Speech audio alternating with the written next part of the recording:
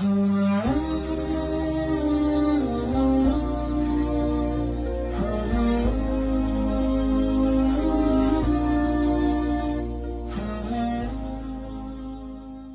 berlaku kepada wanita yang tidak berhijab atau semua wanita secara umum? Ya. Itu jamaah kita kreatif, dia buat meme. Dibuatnya gambar saya, di samping itu kata-kata. Ada perempuan yang ketika tidur tapi dosanya mengalir pada dia. Dia sedang makan tapi dosanya mengalir pada dia. Apa salah dia? Karena dia sudah memperlihatkan dirinya dilihat orang lain. Maksudnya, memang betul itu ceramah saya. Dari mana Ustaz ambil? Dari hadis. Man sanna fil islami sunnatan hasanatan, siapa yang membuat tradisi yang baik, falahu ajruha, dia dapat pahalanya, wa ajru man amila biha, orang lain yang melakukannya. Bapak yang membuat tradisi silaturahim seperti ini dilanjutkan oleh anak cucu, kita sudah tidak ada, maka mengalir karena tradisi yang baik. Begitu juga sebaliknya, man sanna fil islami sunnatan sayyi'atan, siapa yang membuat sesuatu yang tidak baik, falahu wizruha, dia dapat dosanya, wa wizru man amila biha min ba'dih, setelah dia mati, jangankan ketika hidup, sudah mati pun tetap mengalir. Nah, gambar apa yang dimaksud? Gambar memancing aurat, hawa nafsu, mempertunjukkan yang tak layak. Adapun gambar ibu beramai-ramai, menutup aurat, pakaiannya longgar, tidak sempit, tidak menampakkan auratnya, menjaga, tidak dengan pose-pose yang memancing, lalu kemudian dilihat orang banyak, maka tidak ada yang terpancing, tidak ada yang membangkitkan hawa nafsu, ya nggak apa-apa. Makanya kalau mau posting gambar ramai-ramai, beramai-ramai. Kalau bisa ramai sampai kecil sebesar beras. Agak kelihatan. Alhamdulillah kami diberikan Allah kesempatan untuk ikut maulid bersama kemarin dengan istri Habib Umar bin Hafiz. Oh, nggak boleh foto Pak Ustaz di luar. Itu nggak apa-apa. Tapi kalau pose dia sendiri, jilbabnya pula sampai ke leher, bajunya pula sempit. Dia pakai baju sempit, orang yang menengok yang sesak napas. Nauzubillah. Nah, ini diposting, nah, ini dosa jariah. Jadi yang sudah sempat kami posting yang dulu Pak Ustadz, coba posting sekali lagi. Buat di postingan itu, saudaraku yang pernah men-save fotoku dulu, tolong kalian delete, karena aku sudah taubat minta ampun sama Allah. Kalau kalian tetap juga megang, dosanya aku transfer ke kalian. Mudah-mudahan mereka bertaubat. Wallahu a'lam bishawab.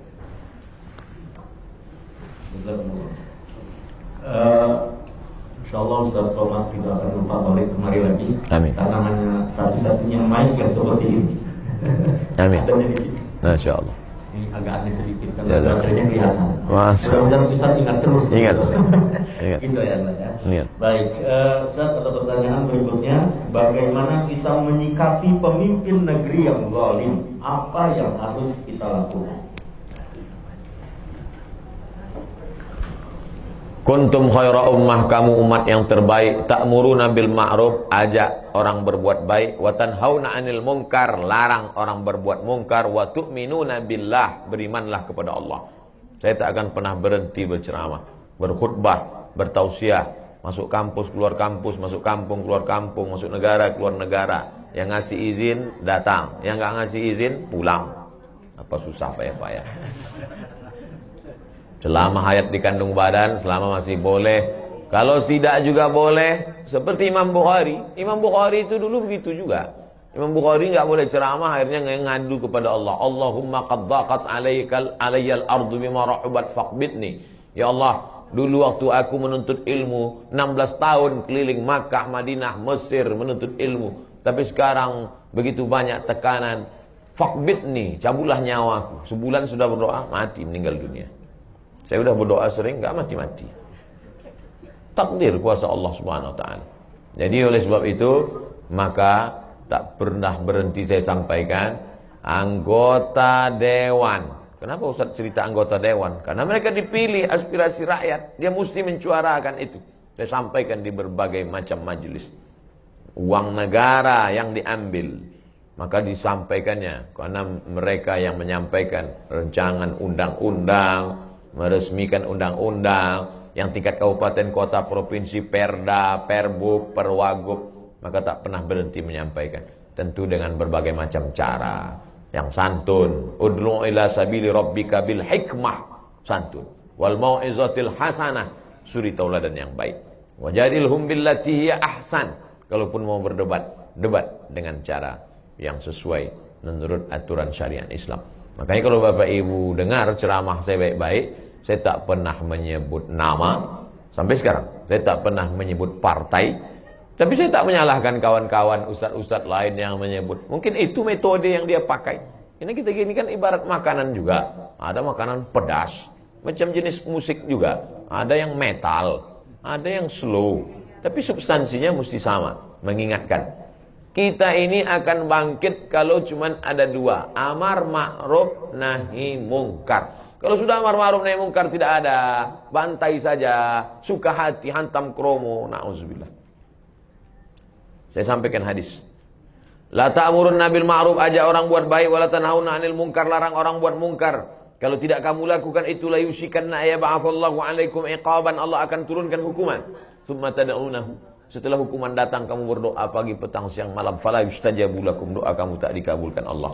Saya sesuai dengan kemampuan saya, tausiah, ceramah, khutbah, lokakarya, seminar, masuk kampus. Ini pulang dari sini akan masuk kampus di Andalusia, Bogor. Wallahu a'lam bishawab. Baik, mohon izin barangkali kita kasih kesempatan tuan rumah khusus spesial Bu Catherine. Barangkali Bu Catherine ada pertanyaan khusus ini. Nah, silakan. Mau nanya Pak? Ibu udah kompak ya, tanya aja dulu.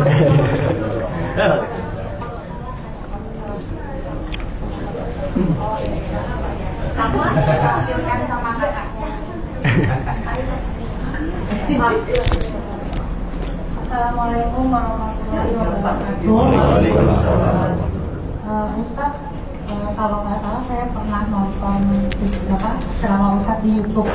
Tapi saya juga lupa ingat apa saya salah mengenai sholat yang dikodok, Ustaz. Misalnya kita lalu-lalu nih sholatnya jarang-jarang, sekarang baru mulai rajin. Nah itu kalau nggak salah Ustaz pernah bilang kalau sekali sholat tambah lagi sholatnya gitu. Jadi misalnya zuhurnya 2 kali. Benar nggak sih Ustaz? Apa saya salah ya? Itu aja. Terima kasih Ustaz. Assalamualaikum. Waalaikumsalam warahmatullahi wabarakatuh.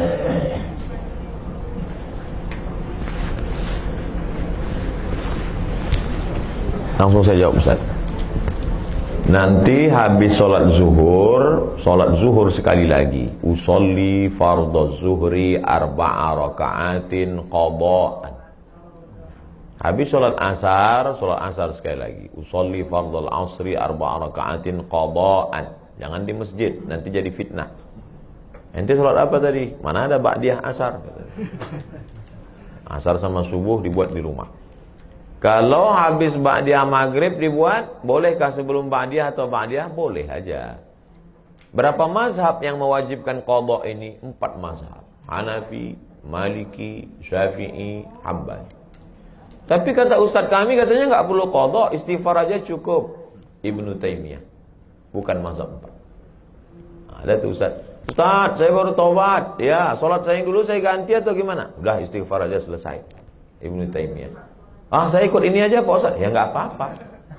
Saya kan menyampaikan 4 mazhab. Tapi saya dalil-dalilnya Pak Ustaz, sahabat saya sudah nulis di internet. Cara nyarinya Pak Ustaz, buka Google, tulis di situ salat qadha Ustaz Sarwat. Kita tes ya dapat apa enggak.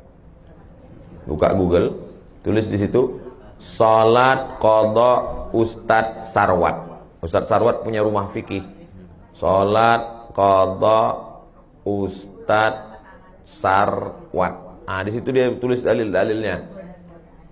Nah, itu ada video, ada bagaimanakah ketentuan tata cara mengqadha salat, www.rumahfikih.com, Ustaz Ahmad Sarwat LCMA. Sudah dapat tulisannya, share. Berapa lama kodoknya Pak Ustadz? Ya berapa banyak yang tinggal dulu. Saya tidak anjurkan Bapak Ibu sore ini ambil cuti setahun. Sekali sholat saja setiap selesai. Terus saya baru sholat sekitar 10 tahun Pak Ustadz. Terus yang tinggal berapa? 20 tahun. Ya kodok 2019, lunas 2039. Kalau saya meninggal sebelum itu Pak Ustadz, alhamdulillah dianggap lunas. Beda sama puasa. Kalau puasa ibu masih ada ninggal itu digantikan sama anaknya, ahli waris. Man mata, siapa yang mati, wa alaihi siyamun, punya utang puasa, soma'an huwa liyuhu, ahli warisnya melaksanakan. Saya niat puasa besok untuk almarhumah emak saya, mengganti. Tapi kalau sholat enggak. Sholat asal sudah meninggal lunas. Maka siapa yang mau cepat lunas, Wallahu a'lam bishawab. Baik, mohon berkenan satu lagi ada. Oh begitu ya, mau tambah lagi? Subuh juga bisa kan? Subuh. Qadha ini bahkan Nabi pernah mengqadha salat tahajud. Nabi pernah salat siang 12 rakaat. Salat apa itu Rasulullah? Karena tadi malam kan tidak mungkin witir siang. Nabi itu 11 karena tahajudnya 8, witir 3, 11. Maka siang enggak ada witir, jadi 12. Tapi kita enggak. Qobliyah subuh kalau terbangun misalnya jam 5. Sementara salat subuh sudah dilaksanakan di masjid. Apakah kita yang terlambat bangun langsung salat subuh? Tidak, tetap qobliyah dulu. Qobliyah dulu, jangan sampai tinggal qobliyah. Rakaat al-fajri 2 rakaat qobliyah subuh khairum minad dunya wa ma fiha, lebih baik daripada dunia dan seisinya. Bagaimana kalau masuk masjid sudah qomat? Qad qamatis salatu, qad qamatis salah. Tetap salat subuh, qobliyahnya diqadha setelah salat subuh. Pulang ke rumah qobliyah. Tapi tidak wajib. Yang wajib tadi yang salat 5. Subuh, zuhur, asar, maghrib, isya. Salat subuh, usolli fardhu subhi rak'ataini qadha'an. Qadha'an. Salat itu sebetulnya berapa Pak Ustaz? 3. Yang dilaksanakan cash itu usolli fardhu zuhri 4 raka'atin adaan. Yang kedua mengganti qadha'an. Ada satu lagi i'adatan, mengganti. Ibu sudah salat zuhur. Selesai salat zuhur, pas mau makan, cuci tangan, tiba-tiba ngelihat ada kulit ikan mas nempel di kulit. Berarti wuduknya tadi batal karena ada kulit yang tidak kena air. Maka sholat zuhur sekali lagi bukan ada, bukan qadha, tapi i'adah, siaran ulangan.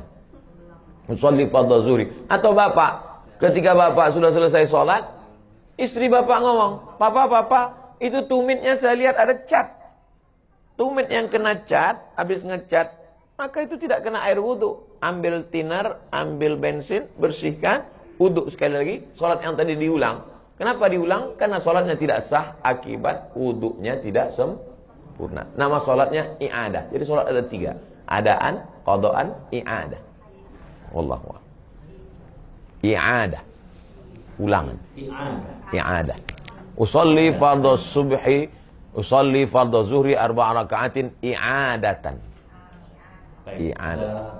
Dia mau bertanya, silakan. Saya langsung.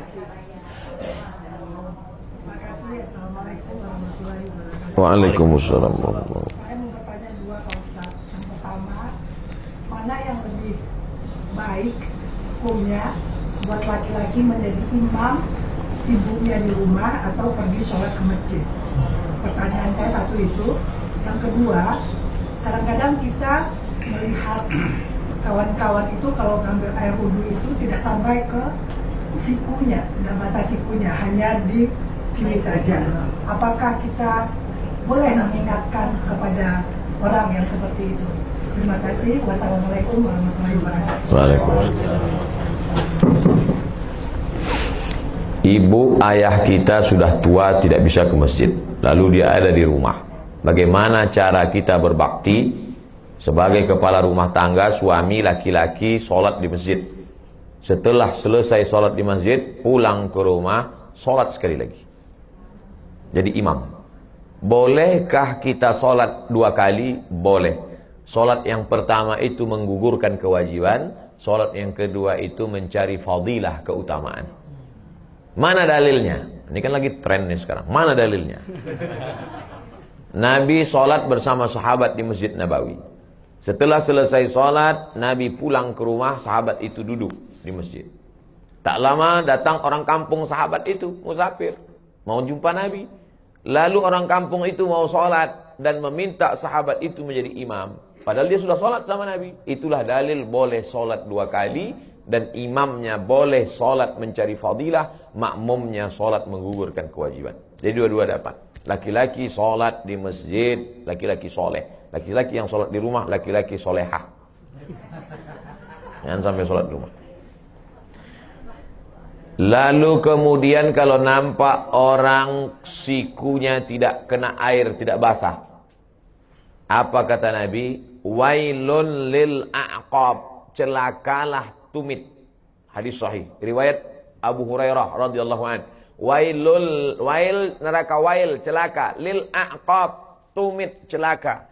Rupanya ada orang yang air disiramkan dari atas tumit tak kena. Nah, jadi disiram kena tumit. Celah-celah jari ini dicelahi pakai kelingking supaya air masuk ke dalam. Siku disapu. Kalau ibu berani berkata begitu, sampaikan wailun lil siku. Celaka siku. Tapi kalau enggak berani, ya pelan-pelan lah, celaka siku. Maksudnya lebih lembut, lebih soft, kasih dia kirim video. Nomor WA dia ada, kirim video. Ini tata cara wudhu yang benar. Hasan Husain cucu Nabi melihat ada orang tua wudhunya nggak benar. Tapi cara ngasih taunya gimana? Husain nanya Hasan, Hasan gimana wudhu? Hasan pun wudhu di depan Husain. Orang tua ini ngelihat. Pas dia ngelihat baru dia sadar, oh rupanya saya salah tadi. Begitu akhlak Hasan dan Husain. Bukan dia tunjuk. Sekarang kan banyak nih anak-anak muda baru ngaji. Diceramahi pula lagi. Assalamualaikum. Tentu orang itu tersinggung. Mungkin niatnya baik, tapi caranya tidak santun. Nah, jadi ibu wajib mengingatkan dia. Bayangkan, sholatnya nggak sah seumur hidup. Nggak sah sholatnya. Gara-gara wudhu tak sampai ke siku. Sampai dalam Quran itu disebut. Wa aidiakum ilal marafiq. Tangan kamu sampai siku. Wah, itu sejelas itu dalam Quran. Wallahu a'lam. Baik, mungkin ini pertanyaan terakhir ya. Ada pertanyaan Ustaz. Bagaimana ciri-ciri Allah terima taubat seorang berdosa? Apakah semua dosa-dosanya akan diampuni jika ia bertaubat? Dalam tafsir Al-Kabir, tafsir paling besar, panjangnya semeter.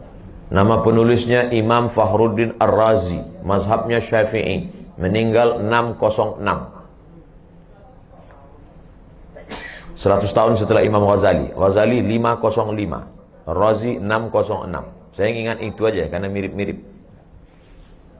Allah tidak beritahu siapa yang dapat haji mabrur. Allah tidak beritahu siapa yang dapat taubat nasuha. Allah tidak beritahu siapa yang dapat sholat wusta. Allah tidak beritahu siapa yang dapat malam Lailatul Qadar. Tengok dalam tafsir surah Al-Qadar, juz 30. Kenapa Allah tidak kasih tahu? Bayangkan kalau udah tahu. Mungkin pengajian nggak ada lagi. Pak, Bapak nggak ngaji? Udah dapat kemarin. Allah tidak kasih tahu itu. Tapi tanda-tanda indikasinya ada. Apa tandanya? Katanya Pak Ustadz kalau haji mabrur itu wajahnya putih. Pulang dari Makkah paling putih. Nggak pernah ke masjid. Tidur di hotel. Ini bukan tanda. Tanda itu, itu dia kata kuncinya. Keyword, K kunci, word kata. Kata kunci, ada perubahan. Dulu Pak Ustadz sebelum dia ngaji, pelit. Setelah ngaji nih Masya Allah. Dulu sebelum ngaji sedekah 2.000. Sekarang 2.500. Ada perubahan. Dulu Pak Ustadz tuh sebelum ngaji, Masya Allah, kasar ngomongnya. Sekarang udah mulai santun. Taubat nasuha diterima. Dulu sebelum malam Ramadan Lailatul Qadar, orangnya itu Pak Ustadz gak pernah ke masjid. Ada perubahan. Nah, inilah cirinya. Apakah diampunkan Allah semua dosa-dosanya? Man taba, siapa yang taubat, wa amana, imannya ikhlas, wa amila amalan salihah, beramal soleh. Kalau 3 ini cukup syarat. Ulaika mereka itu yubaddilullahu sayyiatihim hasanat. Semua dosa-dosanya dulu diganti Allah dengan hasanat, kebaikan-kebaikan. Bukan cuma dihapus Allah. Coba lihat bunyi kalimatnya. Yubaddilullahu sayyiatihim hasanat. Diganti Allah semua dosanya menjadi hasanat, kebaikan-kebaikan. Mudah-mudahan kita termasuk yang jenis itu insyaallah. Syaratnya 3. Taba wa amana wa amila amalan salihah. Kita sudah bertobat, kita sudah beriman, tinggal lagi mengisi dengan amal saleh. Wallahu a'lam bishawab.